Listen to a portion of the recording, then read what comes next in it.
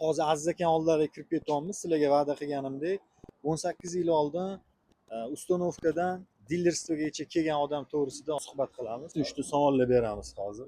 Aziz aka, assalomu alaykum. Assalomu alaykum. Muqimmi aka. Aziz aka, ozgina vaqtingizni olaman aka. 2-3 ta savolim bor edi sizga. Intervyucha kichkina. Sizni o'ylashingiz bo'yicha zo'r sotuvchini qanaqa kачествоsi bo'lishi kerak? Rus tilida aytsa bo'ladi. Bo'ladi, bemalol bo'ladi. Ну, в первую очередь, хороший продавец, он должен свою продукцию знать от А до Я. Второе, наверное, качество обслуживания, да, у него должно быть. Будет хорошо обслуживать от души своих клиентов. Клиентов будет много, значит, денег будет много. Zo'r. Yana bitta keyingi savol.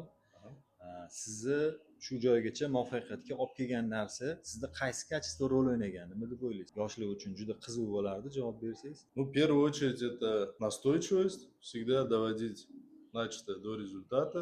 Ну и второе, наверное, всегда отвечать за свои слова. Yana bitta savol, bu shaxsan o'zimdan. Men zamichat qilganman, Aziz aka, siz qarindoshlaringiz bilan juda zo'r atnashinglarni ushlaysiz.